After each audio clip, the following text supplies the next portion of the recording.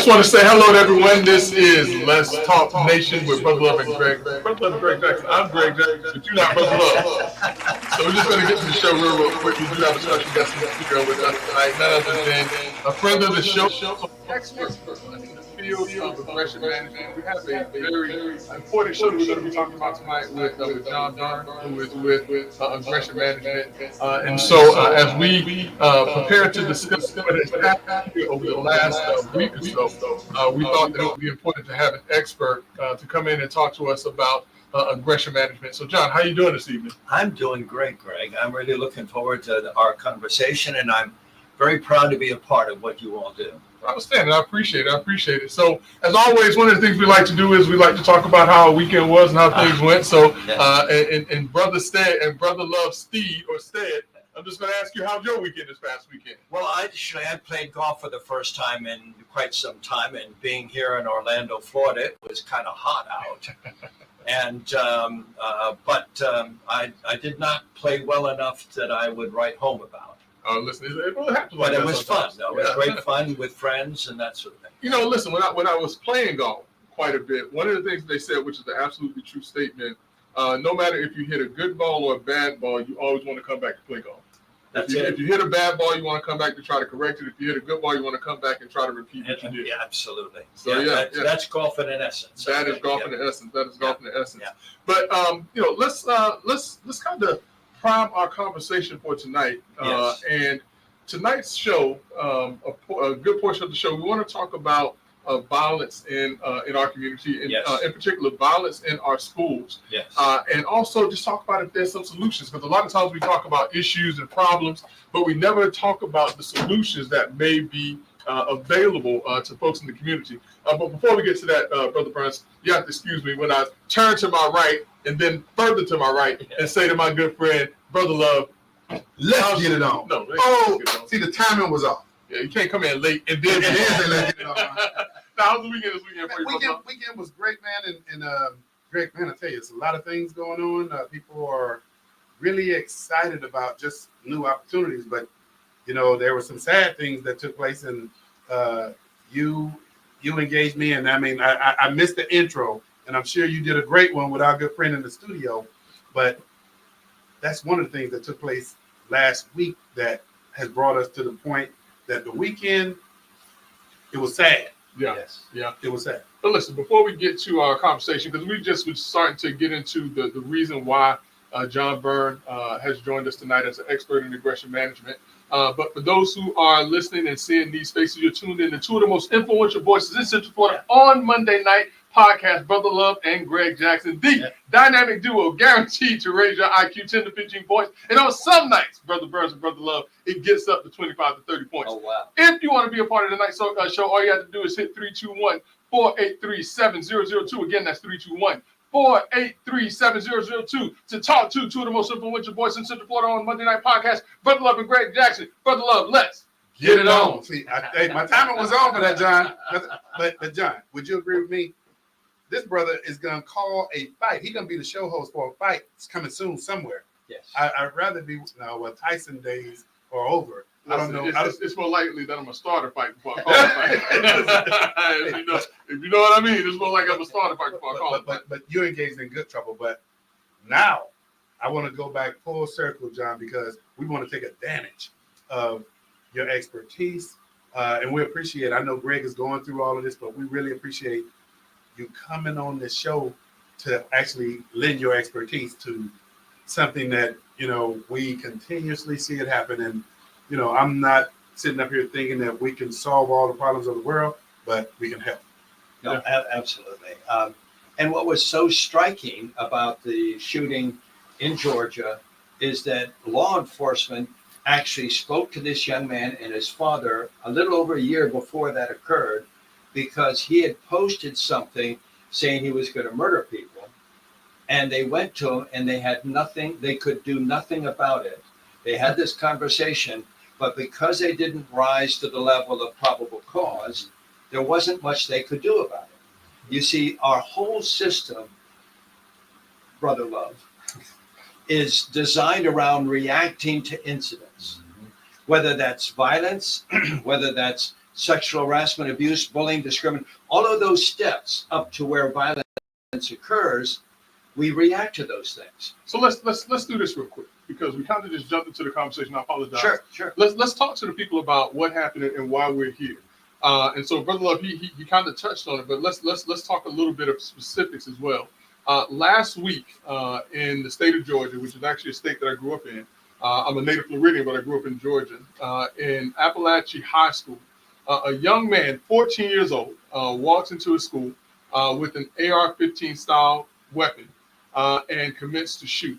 The victims of his actions were 2 teachers and 2 students who were murdered at the hands of this young man, as well as 9 other individuals who were injured by his actions. That's right. One of the more striking things is that the kid, because some of what was said is that maybe this was a result of bullying, but something that has come out is that he had only been enrolled in the school for 2 weeks. So if there was bullying, how much bullying happened within that course of 2 weeks? But the other more distressing thing, and this is going to catch us up to where we were, Brother Burns and Brother Love, the more distressing thing is that this kid had sent up a red flag a year before this incident happened. And it appears, Brother Love, Brother Burns, that not only did the local law enforcement fail that community, but the FBI, the Federal Bureau of Investigation, failed that community because they were well aware that this young man had expressed intentions of committing great harm to other people. And when they went to talk to him about it, they did nothing. And Brother Burns is absolutely right. We have become too accepting of law enforcement and other agencies being reactionary to these issues as opposed to being proactive. And that's the reason why Brother Burns is here tonight, because Brother Burns has a program, has a system that is proactive. Did I catch That something? is correct. Yes. All right. I just wanted to make sure that we No, got you've caught set it up beautifully. And let me just build on that in just a moment. The Parkland shooting, not far from where we are, there were 45 calls made on Nicholas Cruz's bad behavior to the school district, to the local sheriff's office, and even to the FBI. And no one felt the sense of urgency enough to have engaged with this young man, enough to have prevented 17 innocent lives. John, on that note, and I want to just hit the pause button because we have the general who we have the benefit of being one of the best legal minds throughout. I mean, I'm not going to say here and throughout the country. Greg, let me ask this question because John really set this thing up perfect. You have individuals that calls have been made, authorities have been noticed. From a legal perspective, how do you gauge that they haven't committed an offense yet to where the law allows? I mean, I know there's been new legislation all over the country that's trying to identify these red flags to do something about it. How do you balance that? You know, it's a slippery slope, Brother Love, and I'm going to be 100% honest with you. But, you know, I think that law enforcement, and in particular in circumstances such as this, rely too much on there's nothing we can do. And that's becoming too much of a problem, and that's becoming too much of an excuse when they go out and they identify individuals who are a threat to others and prove themselves to be a threat to others. And they were out there years, months, sometimes days ahead of time to have prevented this. And their excuse is there was nothing more that we could have done. That's why a system that Brother Burns has developed, I believe, is key in order to identify and able to take actions when you have someone that is exhibiting certain signs. And so, Brother Burns, with regards to aggression management, yes, can you talk our audience through the various steps that one can go through to determine if a person is reaching a level of taking catastrophic actions, such as this young man did up in Georgia? Well, the first thing we should do is step back just a moment and talk about the fact that how do we respond to these to start with, and then I can explain how it is that we do that differently. We approach it differently. Number one, violence, school violence, workplace violence, whatever kind of violence you want to call it. What is the response to it? It's called active shooter response training. Mm-hmm. What does that mean? It means you're responding to an active shooter who's already murdering your students and your faculty or your workplace and your employees. it's already way too late. Now, law enforcement will say, what is their chore? They will come in and they will, by practice, by training, step over the dead, dying, and or wounded victims to get to the shooter. I understand that, but it's unacceptable. It's unacceptable because we can get out in front of this. There's a phrase called the moment of commitment. The moment of commitment is when an assailant decides to pull that weapon and start shooting. From that moment of commitment to when the first round is discharged is just 2 seconds. No security, no law enforcement, no matter how well trained or equipped, can reliably be on scene in 2 seconds. With regards to our schools, I spoke to the director of operations of NASRO, the National Association of School Resource Officers, and asked that director, can an SRO, is there any reasonable reliance that an SRO can be on scene in 2 seconds? He said, absolutely not. So you're on your own, literally.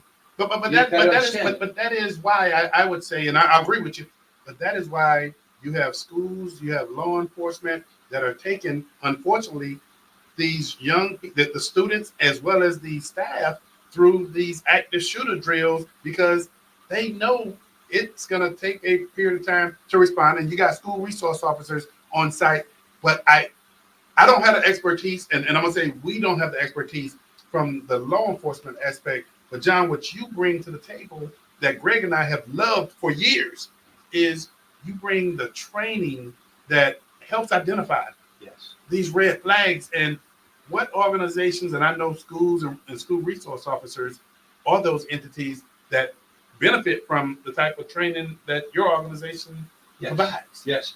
Primarily hospitals are, there are more, not according to OSHA, there are more non-fatal assaults in hospitals and healthcare than any other industry.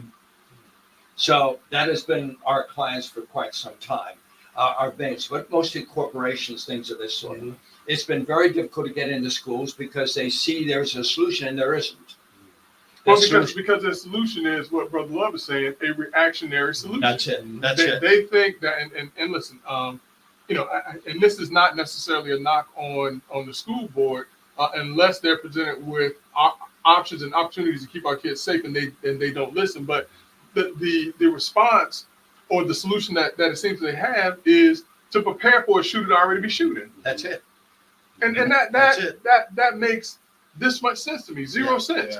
When you have a program and a process where you can identify a person before it happens and get them the help and keep people safe from that person's actions. Exactly. And so, I guess just kind of going back to, to your program, what is it and how is it that your program is able to potentially identify a person such as a shooter in this case before something like this happens in our schools here in Central Florida? Well, to start with, we step down from violence for a moment. Sexual harassment, abuse, bullying. Bullying represents someone exhibiting bullying kind of behavior. You're reacting to someone who's exhibiting this behavior. You're not preventing it. So the FBI calls it identifying someone on the path to violence. By identifying someone on the path, you're out in front of violence. You can actually have an opportunity to prevent the violence in the first place. We call that path the sequential successive precursors to violence. This enables us not just to focus on violence, but on sexual harassment, abuse, bullying, discrimination. So we can actually get out in front of things like bullying, which is pervasive in schools today. So that's how we do that. That's how we achieve it. Do you have that graphic? Hey, with our executive producer, Doc, can you put that graph up for us, please? And John, while he's putting that graph up, I have to recognize and say, and Greg and I are familiar in law enforcement. Man, you got folk who are doing a great job. Sheriff Lima, Seminole County Sheriff's Office. Greg, I can't say that without talking about our backyard with Chief McKinley with the Apopka Police Department. These guys, and they're engaging the community. They're working with schools, and they're working with those young people in terms of what it is they can do to look at how they can reduce the risk. That's right. John, your graph is up on the chart. So what you're looking at here is the continuum of aggression. One of the things that we discovered 3 decades ago was there are two kinds of aggression.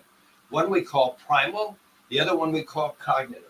Primal aggression is built on the primal instincts of fight or flight. It's fueled by adrenaline, that connection between aggression, the production of adrenaline, the increase in the heart rate, and the resulting body language and behavior that we can both identify, but most importantly, we can measure it. When I was working with the military, we were using infrared.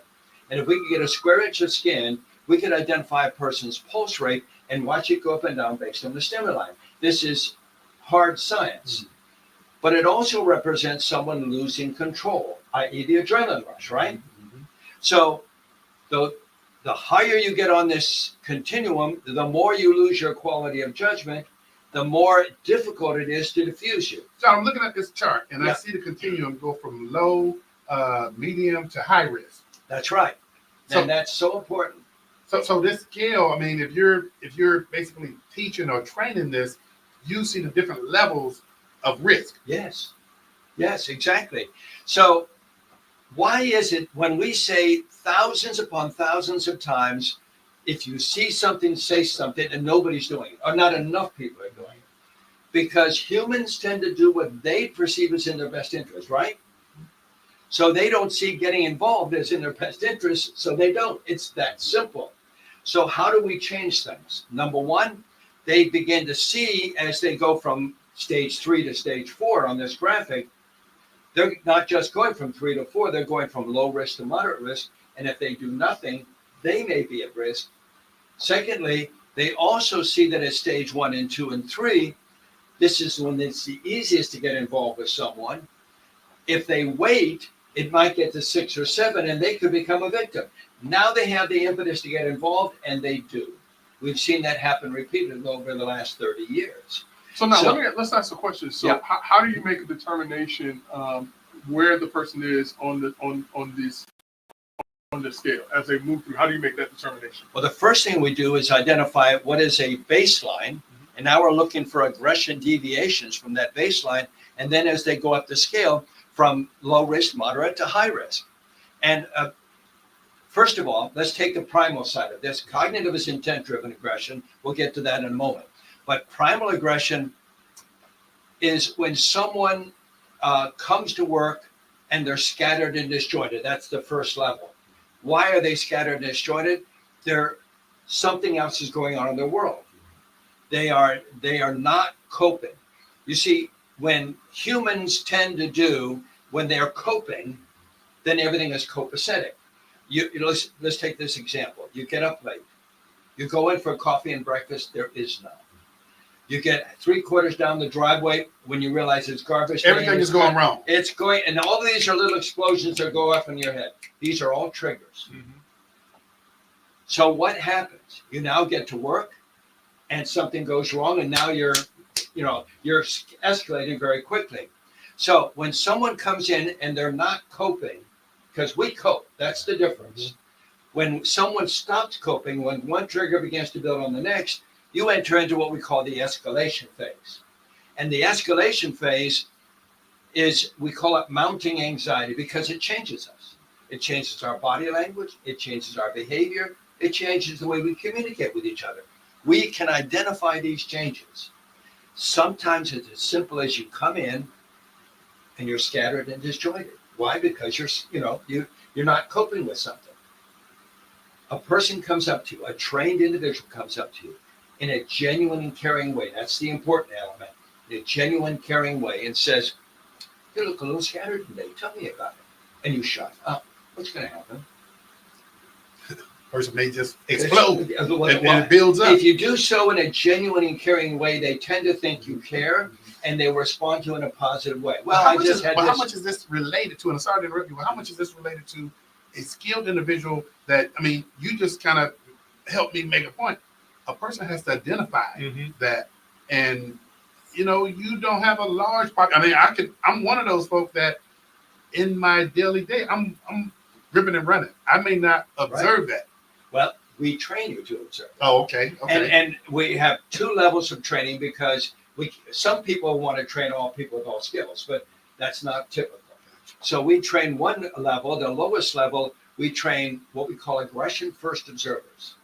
These are people who are trained to identify these objective, measurable observables. Mhm. These are not subjective references like scary, strange word in medicine that take you down the rat hole of he said, she says. This is objective, measurable observables of human-based aggression, which enable you to identify, and these are scientifically validated as reliable. So because they're so, and they're intuitive. So I'm often asked, how much education do you need to do this system? Not very much if you've lived life at all.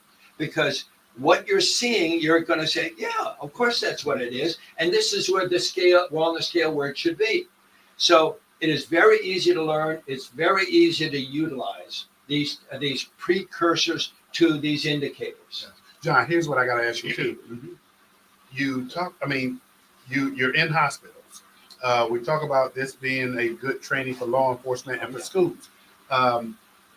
Is this a good training? I know it could be a good training across the board for any population, but what about the general public?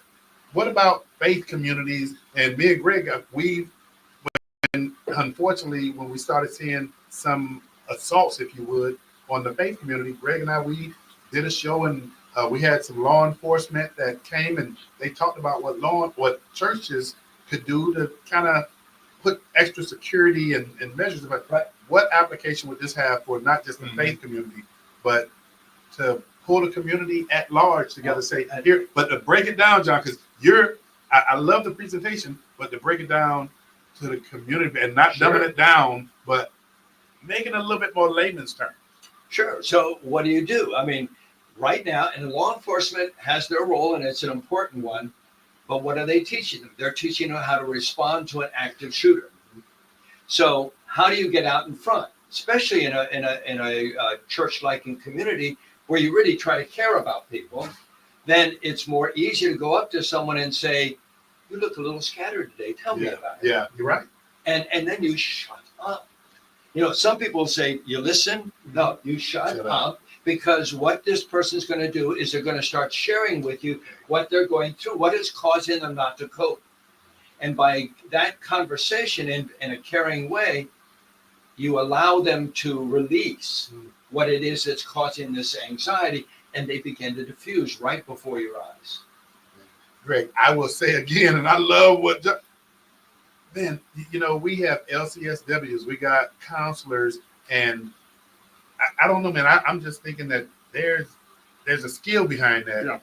From and churches, community-based organizations, school teachers, administrators. What you're just saying, I think, is something that also needs to be teachable to a person like myself. Yeah. You know, somebody comes in and you're looking at them and you could tell that there's something wrong, and just a simple gesture of, "You're all right," you know, everything good, and then, like you say, shut up and listen. Yeah, that's right. You're absolutely right. So the question is this: just kind of in light of what brought us here, how would you implement your program or process into a school in Central Florida? Excellent question. Good. It is the beauty of this is that people tend to look at someone at entry. We'll talk about staff and teachers for a moment. They look at them at entry, and then they wait for something to happen. That's part of the problem. This is an ongoing element. You're engaging in a way that you have your first observers, and you want an army of them. They're out there. The bus operator who sees that child for the first thing in the morning. In a college level, you've got the janitorial system, where these are people going places that most people don't see, and they can be observers. So these are excellent people to be observers. Then you have certified aggression managers who are trained to engage and diffuse. Now, when I say diffuse, I'm talking about in a very special way. Again, humans tend to do what they perceive as in their best interest. So our challenge is, and our training is set up to do this, we identify this path that this person is on. We start to convince. By convincing, I mean we identify this path and we identify the consequences of this person continuing down the path. Remember, they want to do what they perceive as in their best interest. So we then offer them an alternative path that still addresses their issue, But by addressing their issue, they're now working on their own power. They're not just having me come in and say, stop that. They're saying, I see the path that you're on. I want you to see the consequences. Are those the kinds of things you really want to be exposed to? Now, here's an alternative path.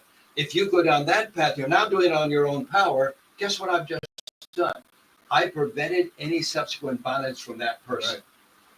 John, you make it sound so simple, but I love the delivery because this is what our audience needs to hear. And you know, I'm going to continue to go ahead and extend it, John. What you've been doing, man, definitely is a game changer. And you predominantly work with hospitals, but man, can you let our viewing audience, particularly schools, law enforcement, know how to get a hold of you, man? Well, and also elected officials in the legislature. I mean, not just at the local level, but I think that this is something that on the state level as well could look and see what processes can be put in place to be more proactive about keeping our children safe in schools. You're absolutely right. And there is a program in the state of Florida called Fortified Florida. It's an app that was developed in 2018, and it was put out to all teachers, students, parents, anybody who wanted to get involved. And whatever you said was funneled through to the local law enforcement. Fortified Florida. Now, it's a good idea, but it's gone awry because anybody can say anything. And because of it, if you allow someone just to say whatever they're feeling, students especially, you're gonna violate HIPAA, FERPA, and the Civil Rights Act. So it now becomes exposed, so you have to now make it confidential. In our system, because we don't step on any of those landmines, it can be open to the public. And the beauty of it is that, and that's one of the things that I'm trying to do now. I'm trying to get in touch with the Department of Education to talk about replacing Fortified Florida with CAPS because it offers a more effective system. I've spoken to the police chief at Orange County Public Schools. He said, John, I like what you're doing, but frankly, I'm overwhelmed with what I have. I don't have the phrasing he used, I don't have the bandwidth. And that's part of the problem with this thing where anybody can say anything. And now you have to follow every single one of those up, because if you don't and something happens, now you're liable. And it's not resources out there available to follow all of those responses. Exactly. So that's part of my initiative of trying to get with the state of Florida and the Department of Ed to see what we can do to help there. Great idea, Greg, when you made the reference to John, getting engaged with our legislative leaders, our local elected leaders. I think the more dialogue that takes place, the closer you can actually get to getting across the finish line with a service that can actually save lives. Right. Yeah, absolutely. Absolutely. So John, hey man, we want to thank you once again, man. If you could look into that camera and let people know how to get a hold of it. Yes, by all means. I am John Burns. The company is Center for Aggression Management. You can reach me at 407-718-5637. That's 407-718-5637. My website is aggressionmanagement.com. Aggressionmanagement.com. And you can get through to me that way as well. John, once again, Greg and I, man, we thank you for coming to the show. So much. Hey, thank you. Thank you for allowing me. You got the contact information, and hey, please believe us. This is information you can definitely use. It'll save lives. We are going to take a quick commercial break, and we'll be right back.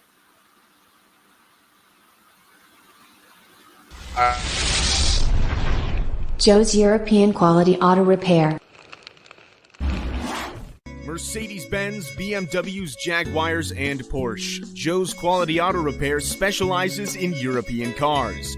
Joe's Quality Auto Repair is located at 1240 State Road, 436 in Altamont Springs. Stop paying a king's ransom for your foreign auto repairs. Call Joe's Quality Auto Repair, mention Let's Talk Nation, and he'll beat certified dealership repair quotes by 30%. Call Joe's Quality Auto Repair at 407-409-6040. Again, 407-409-6040 for the best affordable and guaranteed European auto repairs.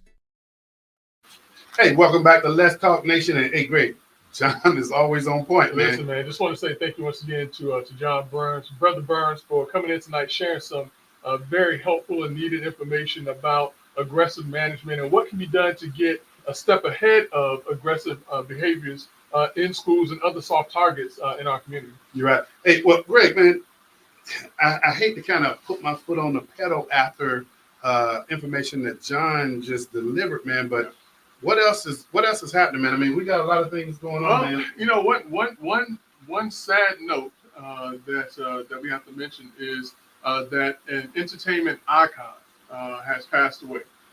Today, September 9th, 2024, James Earl Jones, the voice of Darth Vader in the Star Wars series and numerous other films, The Sandlot, Coming to America, Conan the Barbarian. I think I remember him first as playing Alex Haley in the miniseries of Roots.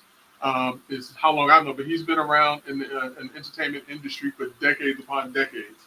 And so today, James Earl Jones passed away at the age of 93. Wow. Yeah. So.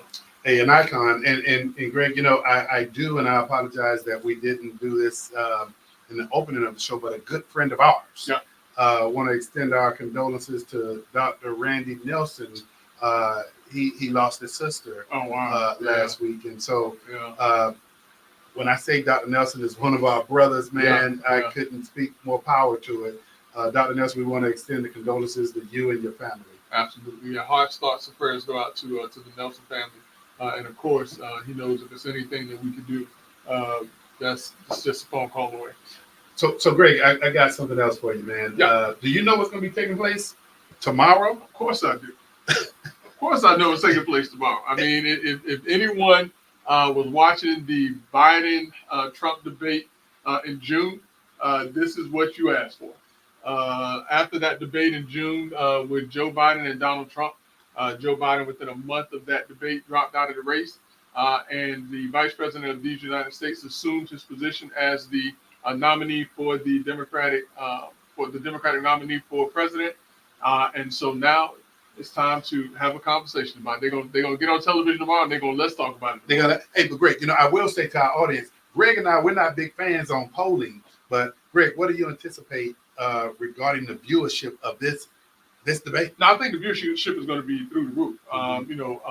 After the debate with Biden, after the Democratic Party was so up in arms, so to speak, and now that they have the candidate that they say that they wanted, I think that folks are going to be there to watch and listen and see exactly what the plan is on the Democratic side. The other thing, though, that's more interesting is that since Kamala Harris has taken the reins as the Democratic nominee, if I recall correctly, she's only done one interview, and that one interview was 16 minutes and 29 seconds. And so the American public, the Democratic voters, are looking, and voters, not just Democratic voters, but apparently Republican voters as well, are waiting to hear what her plan is for moving this country forward. Because up until this point, aside from a few things that she has mentioned, that Trump has mentioned, her thing has been that she needs to be elected because Trump is bad for the country. So we have to hear more than that at this debate. Much Greg, more than that. so the debate is taking place tomorrow. Greg, where is it taking place at? I mean, is it in Pennsylvania? I want to say it's in Pennsylvania somewhere. One of the key states that. One of the key states. And apparently, the polling, with recent looks at polling and things, apparently the polling for Kamala Harris is somewhat stalled right now. It hadn't gone down, but they're not seeing that trajectory of what it was going when she first announced and got into the race. I haven't heard in a little bit of time how much money has been raised because obviously, she could not keep up with the 100 million, 300 million, haul that she was bringing in. And I'm sure that slowed down a little bit. So I now think that things are starting to level off. This excitement is dissipating somewhat. And people really and truly want to hear now what is the plan and is that a viable plan? Here's one for you, Greg, and I'm gonna ask this question to you. Mm-hmm. What's one of the things that you think people want to hear most about from both candidates? If I had to guess about one thing that is of utmost importance, is going to be the border. Okay. A lot of folks want to know what's going to be done about the border. Kamala Harris was the border czar Mhm. for all practical purposes. There are news reports that are out there where they were asking her, when are you going to go to the border? Asking her, what are you doing about the border? And as a matter of fact, there was a time period where they said that she had abandoned her post as the border czar.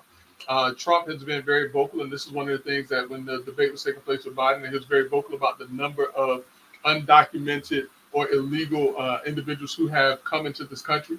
The fact that those individuals, a number of them have been found committing crimes in this country. As a matter of fact, I want to say that either you or Dr. Light were circulating a video, and I don't know if it's in Chicago or somewhere else. Colorado, where Yeah. now the Venezuelan gangs Mhm. are taking over housing projects and moving people out of their projects. There are a number of instances of violence across this country where the individuals committing the violent acts are those who are in this country illegally.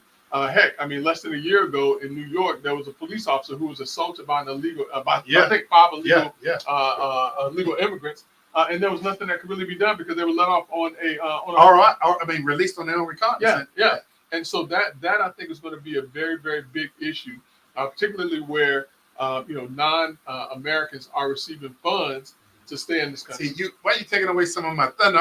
Let me ask the question. My bad. So you already beat me to it. But Greg, that is one of the other issues, and you've seen it more and more in Chicago. But one of the items that really impressed me when you saw Stephen A. Smith, the announcer on ESPN, and he coined this, make this make sense to me, when he talked about all of the money that is being found.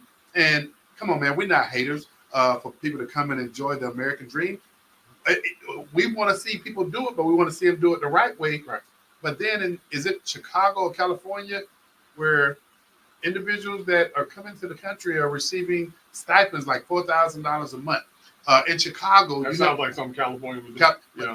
And in Chicago, you have community folk, and I'm gonna say black folk, that are going to the city commission meetings now and saying, "How are you able to find money to do this when our communities are falling apart?" One of the things that's been said, and this is not a Kamala Harris thing, this is not a Joe Biden thing, this is a Democrat strategy thing, is that on the Democrat side, that the plan has always been to allow as many illegal immigrants into this country as possible, because those individuals would then become voting citizens who would continue to vote and keep them into power. And so, if that was the game plan, it appears that plan is being worked up and being successfully worked up, because at that last count, from what I understand, there are approximately 15 to 20 million undocumented individuals who have gotten into this country since the time that Joe Biden and Kamala Harris took the reins as president and vice president of the United States. So Greg, I wanted to address that, but then the other thing, because you stole what I thought would be one of the number one issues. I think the next issue that's going to run a close first, if not second, is people want to talk about the economy. Of course. What's taking place with the economy? Of course. And Greg, I mean, with the last jobs report, do you recall was it? They didn't meet the numbers, and I think that for this month, I think that the numbers are supposed to be 188,000 or something, which is lower than what it was projected to be. And so, the job numbers aren't what people would expect in a booming economy that we're being told we are in right now. Because remember, they're telling us that everything is fine. We're being told that gas prices aren't too high. We're being told that food prices aren't too high. That this economy is working. But if we go and we talk to everyday people, this economy is not working. This economy is causing individuals to make hard decisions between, do I put gas in my car or do I put food on my table? And I believe that's what people are going to be listening for. No matter, from both candidates, I think people are going to want to hear what are some of the solutions to undocumented immigrants coming into the country. What are some of the solutions to impacting and addressing the economy? Greg, I also still believe people are going to be having conversations to talk about the plight of American citizens, the homelessness that's taking place. What are we doing to address that? What are we doing to address veterans that have served this country that are living on the streets? Yeah, but listen, I mean, I think also, people need to be very careful, because they keep saying and thinking that Kamala Harris is going to get on the stage with Donald Trump and going to destroy Donald Trump. Keep a couple of things in mind.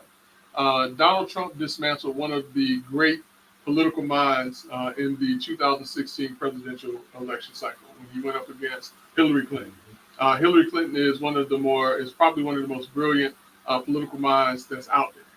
Donna Brazile and others and things like that. But I mean, someone who was in the White House as the first lady, someone who was in the Senate. I haven't heard that name in a long time. Brazile. Yeah, someone who's been in the governor's mansion in Arkansas. So she knows her way around politically, and Donald Trump easily handled her. The other thing that folks need to keep in mind is that when Kamala Harris was on the debate stage as a potential presidential candidate in 2019, she could not even make it to the first primary, if I recall correctly, and she was dismantled by Tulsi Gabbard, who was a member of the House of Representatives and is nowhere near the debater that Donald Trump is. So listen, I'm looking forward to it. I hope that Kamala Harris comes out with some great ideas and some great policies for me as a Democrat to sit back and really think about. But it is not a done deal for myself or a lot of other Democrats in this country. I mean, I've been a big advocate on if I don't like anybody, I don't vote for nobody. Rick, but one of the things that we've said from day one with Let's Talk Nation is we're going to provide you information. Yep. We are just encouraging people to look and do your own research and make decisions for yourself, but do what's best for you and your family. Absolutely.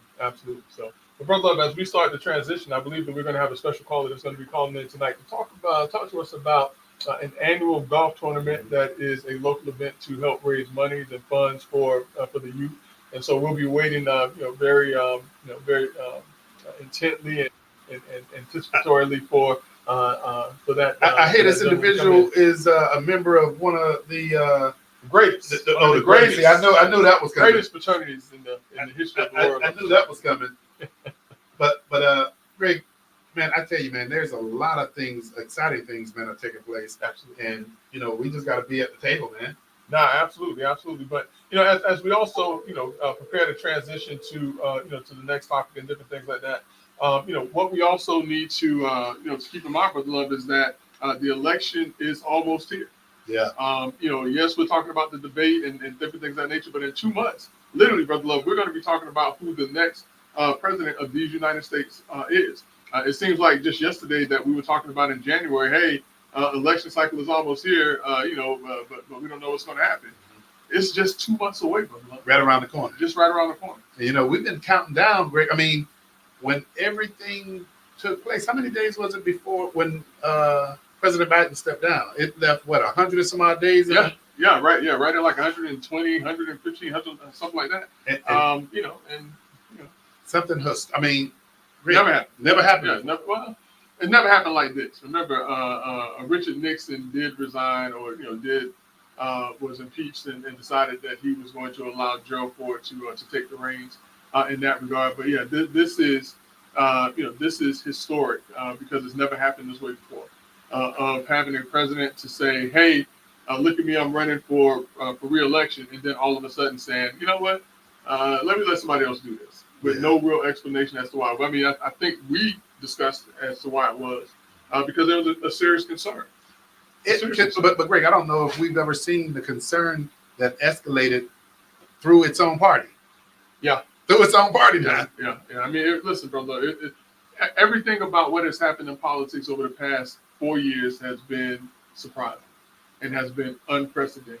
And this election cycle is going to prove itself to be no different than what we've seen the last couple of years.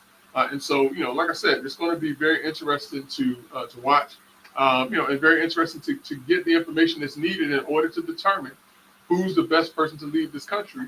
And what we have to get away from is we have to vote for someone just because of the color of their skin. And I don't care if we're talking about someone who is black, someone who is white, someone who's Hispanic. We can't just keep going back to the default of, I'm just voting for them because there's this color. But, and you're right, man. I mean, it goes back to us constantly saying, do your research. Absolutely. Do your research. Absolutely. So, Greg, what else do we have on the radar, man? I mean, we have runoffs that's taking place here in the local community. We do have runoffs that's taking place. So, we have Commissioner Uribe for the County Commission District 3 race. Her opponent in that race is Linda Stewart. There's been some interesting things that have come about. I've been watching the news and different things like that. But listen, it is what it is at this particular point, and we'll sit back and we'll wait and see. It has been no secret, Brother Love, and if people don't know, they will know that individually, not as Let's Talk Nation, but individually, we have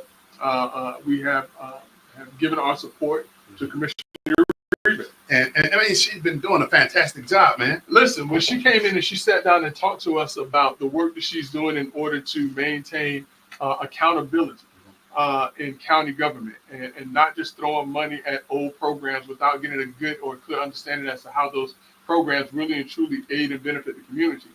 That's the type of thing that I wanted and like to hear. She was drilling down, Greg. I mean, Yeah. when she came into to the studio and she talked about Visit Orlando, and she drilled down when she talked about $35 million of taxpayer dollars in the bank. Yeah.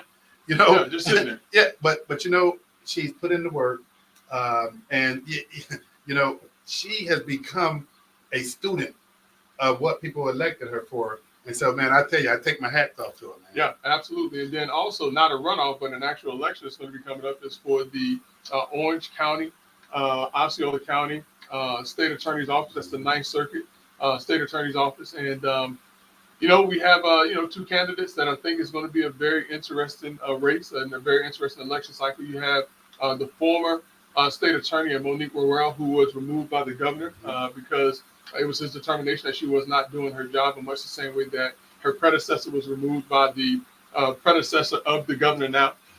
And she is running against someone who has jumped in and has started putting in some work and who is a former judge. Yeah. I mean, he's not just coming somewhere and just putting himself in this position. He's a former judge here in Orange County by the name of Andrew Bain, who is now the state attorney for the Orange and Osceola counties, and he has been doing a bang up job. And I think that he has, renewed the confidence in that agency at this point. You're absolutely correct, man. I mean, at the level that he has gotten engaged at the community-based level, keep in mind, his job is public safety. Right. And so, Greg, I can't say enough about what he's been doing in the community. Greg, I just been noticed that we have an individual who is backstage, and he said he's one of your frat brothers. I don't know. I want to hear him say that out loud in front of our audience. Yeah, we're going to make a determination here shortly. All right. Hey, well, tell you what, if our executive producer would bring on our illustrious guest, man, I tell you, I'm looking forward to hearing about this golf tournament. Yes, absolutely. Hello, gentlemen. How are you? How are you, Mr. Davis? I'm doing great. Doing fantastic. Yes. Community of all time. Doing great. Doing fantastic. Yeah. Community of all time.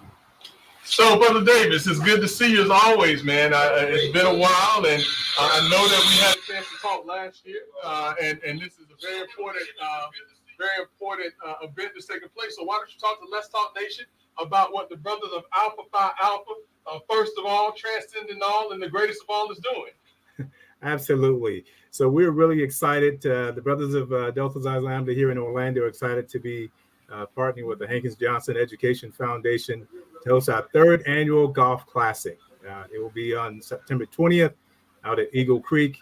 We'll get teams underway at 8:30 a.m. And we're certainly looking for additional golfers. The Divine Nine, where are you? We're also looking for additional sponsors as well.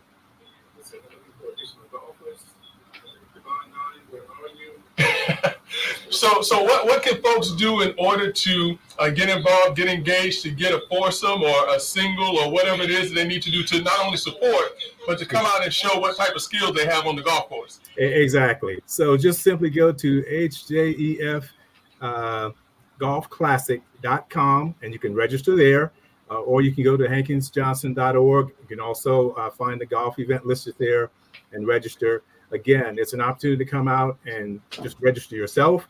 If you can put a team together, that's awesome as well. But everyone is welcome. It's a great day, great opportunity for networking. It's all for a really great cause because our focus is on building stronger communities through youth development, right? So we provide academic scholarships to graduating high school seniors. We have a mentoring program for boys in grades 7 through 12.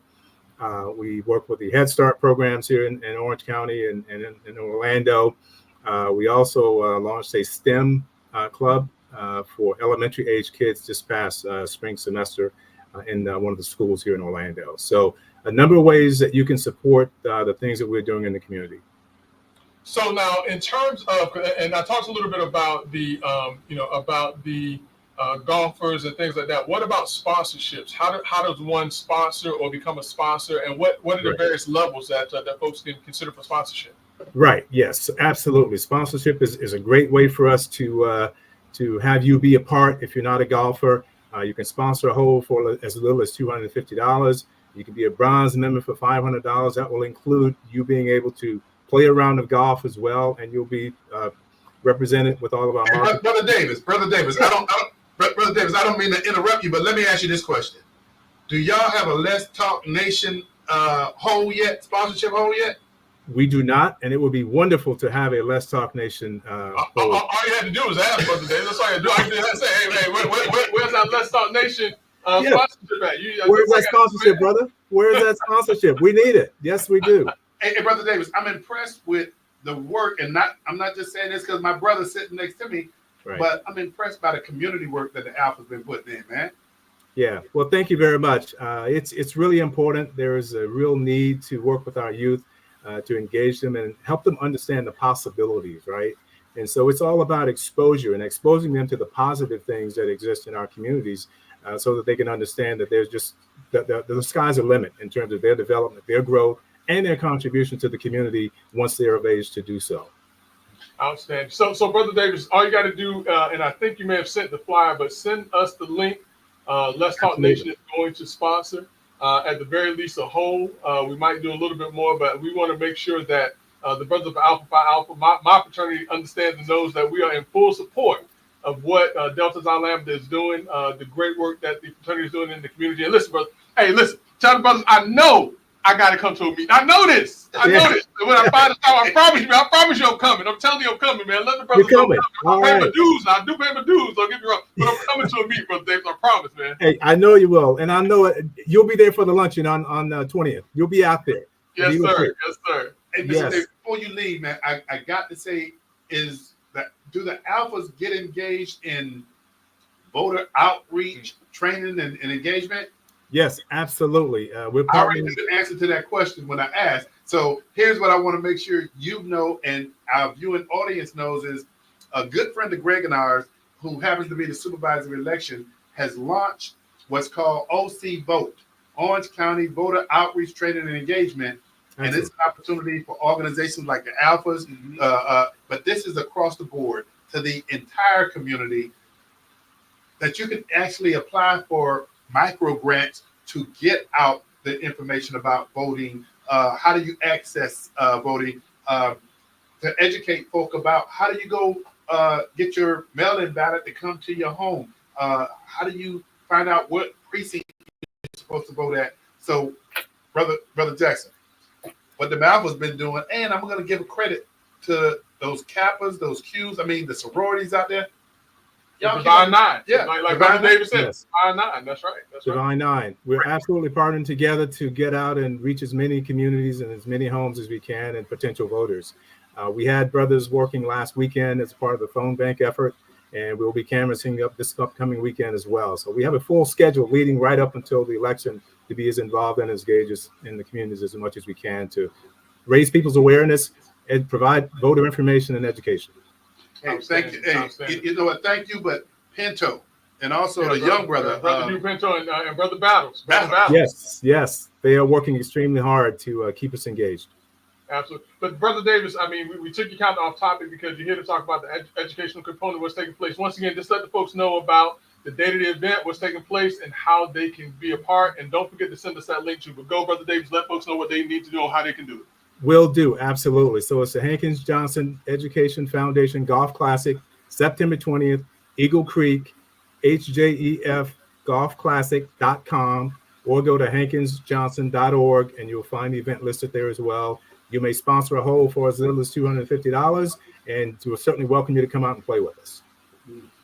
Hey, listen, Brother Davis, always, man, it's good to see you. Good to hear your voice. And listen, man, Let's Talk Nation is always here to support what the brothers of Alpha Alpha are doing, man. So keep it going. Thank you so much. We really appreciate the support. Look forward to the next opportunity. See you soon. Thank you, Brother Davis. All right, take care. Appreciate it. Bye. Hey, Brother Jackson, man, I tell you what, man, I'm proud of what those brothers out there doing. You know, listen, we talk a lot of trash back and forth between the fraternities and things like that, but you know, the truth of the matter is that we're all doing some great work, respectively. I don't want to say I just so happen to be, because this was very purposeful for me to become a brother of Alpha Phi Alpha. But I am an Alpha, and I'm very proud of the work that the brothers are doing at Delta Xi Lambda, and as a fraternity as a whole. But I'm also very proud of the Kappas. I'm also proud of the Zeta Phi Betas and the Phi Beta Sigmas and the Omega Psi Phis and the AKAs, and I apologize, the Sigma Gamma Rhos, the Delta Sigma Thetas, all of the organizations, the Divine Nine, that do their respective work to help our community to grow, to become educated, to be well-versed in how to be better citizens in this country. Man, I'm not going to even try to follow up behind that, man. Greg, I'm just going to say thank you. Thank you to the Divine Nine. Thank you for the work that they do. Brother, I mean, we've reached the point and part of this show, man, that it doesn't get any better. Oh, not at all, brother. It doesn't get any better. So, hey, Brother Jackson, once again, man, I want to thank you for having your fraternity. And I know I haven't played golf in 6 months or so, so I don't, I've watched your swing before too, brother. You ain't gonna see me out there swinging no golf club. Hey, If it's been 6 months for you, tack on a whole bunch more time that for me, man. I'm with you. Last time I went out and I tried to golf at the top, I threw out my shoulder. Well, I throw out my shoulder all the time now. Yeah. Hey, Brother Jackson, man, once again, we have another great night, man. Love the topics. Some of them sad, but we got to get them out. Absolutely. Brother Jackson, you do not have to go home. But you got to get out of here. Until next week on Let's Talk Nation, hey, tune in and join this conversation.